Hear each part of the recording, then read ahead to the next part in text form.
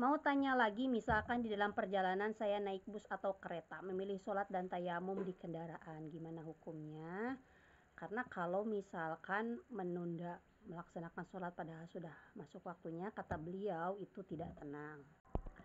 Ada sebuah hadis yang diriwayatkan oleh sahabat Jabir bin Abdullah radhiyallahu an di dalam kitab Sahih Bukhari. Bismillahirrahmanirrahim. Kana Rasulullah sallallahu alaihi wasallam yusolli ala rahilatihi haitsu tawajjahat. Fa idza arada fardhata nazala fastaqbala kiblata. Nah, bahwa Rasulullah Shallallahu Alaihi Wasallam itu pernah ya melaksanakan sholat di atas kendaraan, ya, sambil berkendara sambil melaksanakan sholat, tapi ini sholatnya adalah sholat sunnah, ya. Jadi baginda Nabi sholat sunnah di atas kendaraan dan beliau itu menghadapnya tidak menghadap ke kiblat, menghadap sesuai dengan arah dari tujuannya, kendaraannya arahnya kemana, ya menghadapnya ke situ. Namun ketika baginda Nabi ini akan melaksanakan sholat fardu, baginda Nabi ini turun dari kendaraannya, kemudian melaksanakan sholat fardu dengan menghadap ke arah kiblat. Nah, dari hadis ini kemudian ulama ahli fikih menyimpulkan bahwa boleh melaksanakan sholat sunnah di atas kendaraan. Dan ketika melaksanakan sholat sunnah di atas kendaraan, itu boleh tidak menghadap kiblat. Nah, cuman oleh ulama ahli fikih dikatakan kecuali ketika takbiratul ihram. Kalau takbiratul ihram wajib menghadap kiblat, usahakan menghadap kiblat. Nah, setelah takbiratul ihram tidak menghadap kiblat pun tidak apa-apa, menghadapnya sesuai dengan arah tujuannya, ya. Kendaraannya ke utara karena tujuan di utara, maka menghadap ke utara tidak apa-apa. Cuma kalau yang akan dilaksanakan adalah sholat fardu seperti sholat subuh, duhur, asar, maghrib, isya, itu mau tidak mau tetap wajib menghadap kiblat dari mulai sholat, ya, dari takbiratul ihram sampai dengan salam itu wajib posisinya menghadap kiblat. Kalau tidak menghadap kiblat, sholatnya tidak sah. Nah, makanya kalau kira-kiranya kita naik kendaraan mampu gak kalau naik kereta posisinya madep kiblat terus? Sulit nih, gak mampu nih, ya. Maka ya karena tidak mampu dalam kendaraan sholat menghadap kiblat, maka jamak takhir dan jamak takdim, ya, sholat di jamak itu justru menjadi solusi yang lebih baik, ya. Jadi kalau pertanyaannya gimana kalau dibandingkan sholat di kendaraan tapi sholat wajib di kendaraan tapi tidak menghadap kiblat dengan sholatnya tidak di kendaraan, ya di jamak gitu. Misalkan di jamak takhir, yaitu lebih baik sholatnya itu di jamak takhir dengan keadaan sholatnya sempurna, ya, menghadap kiblat begitu. Nah, kemudian yang sering timbul itu permasalahan seperti ini. Kalau sholatnya bisa di jamak, ya kita bisa jamak sholat gitu. Cuma ada kondisi di mana ini sholat gak bisa dijamak, ya, seperti sholat subuh gak bisa dijamak. Sementara kita ada di kendaraan, misal di kereta, keretanya tidak mungkin berhenti gitu. Kita juga gak mungkin ninggalin sholat karena sholat tetap wajib. Walaupun kita pada saat itu misalkan kondisinya air untuk wudhu gak ada, buat tayamum pakai tanah juga tidak ada begitu. Kemudian pakaian juga ada najisnya. Kemudian madhab kiblat juga gak bisa karena di dalam kereta gak bisa kita madhab kiblat terus. Mau ruku sujud sempurna juga gak bisa. Walaupun banyak syarat sah sholat yang tidak bisa terpenuhi, apakah ini menyebabkan kita tidak perlu sholat subuh gitu pada saat itu? Jawabannya sholat subuhnya tetap wajib walaupun kita tidak bisa memenuhi syarat-syarat sah tersebut gitu. Artinya apa? Tetap laksanakan sholat subuh semampunya. Dan sholat subuhnya ini pangkatnya lihurmatil wakti. Apa itu sholat lihurmatil wakti?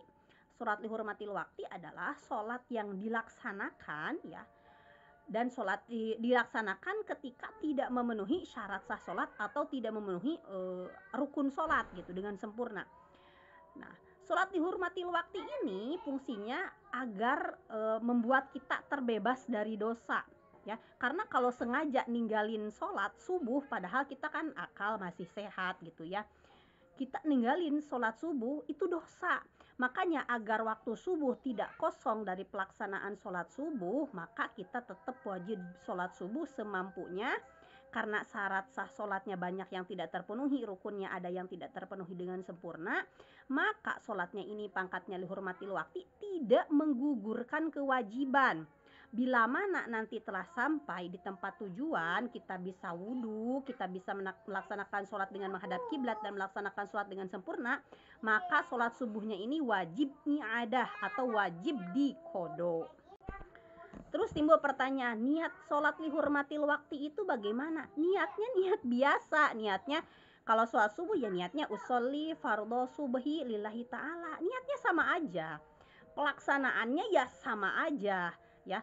Cuma memang dalam pelaksanaan sholat lihurmatil waktu ini adalah semampunya kita, yang mampu kita laksanakan, yang tidak mampu ya tak apa-apa.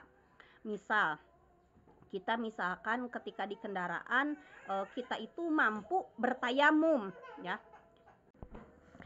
Nah ingat ya, tayamum kalau di dalam madhab Syafi'i itu wajib menggunakan tanah yang berdebu, bukan tanah yang basah. Tanah yang berdebu itu tanah yang memang dia itu ada butiran-butiran butiran-butiran halus yang kalau kita tiup berterbangan gitu, yang kayak pupur gitu bentuknya.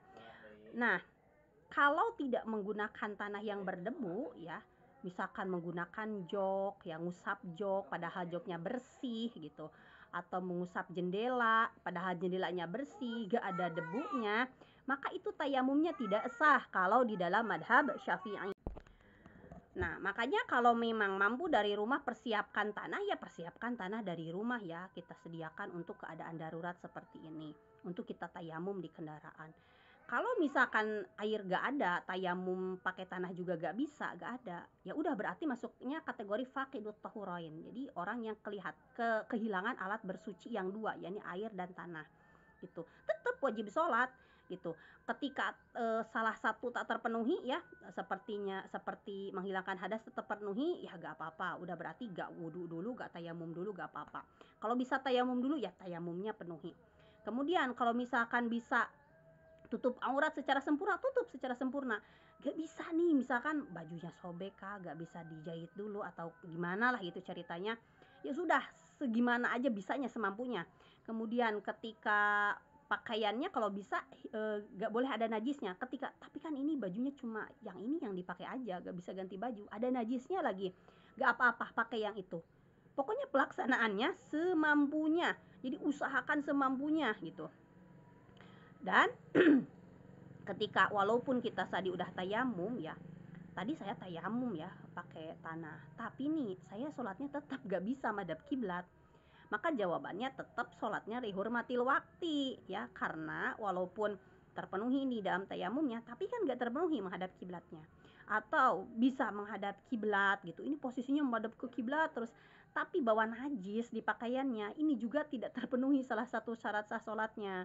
Makanya ketika melaksanakan sholat tidak terpenuhi salah satu syarat sah sholatnya, atau melaksanakan rukun sholatnya tidak sempurna, maka ini berarti sholatnya pangkatnya lihurmatil wakti, itu membebaskan kita dari dosa, tidak mengosongkan sholat, mengosongkan waktu sholat dari pelaksanaan sholat, kita terbebas dari itu. Tapi ingat, ini tidak menggugurkan kewajiban sholat subuh kita. Artinya tetap sholat subuhnya, sholat fardunya wajib i'adah atau wajib diqodo setelah kita bisa melaksanakan sholatnya dengan sempurna gitu. Sampai tujuan ada air ya wudhu dengan sempurna, laksanakan sholat sempurna, menghadap kiblat, tutup aurat sempurna, begitu kira-kira. Dan ini penjelasannya ya ada keterangannya di dalam kitab Taqriratus Sadidah halaman 201, dan ini saya sertakan di akhir keterangannya. Semoga bermanfaat dan mudah difahami.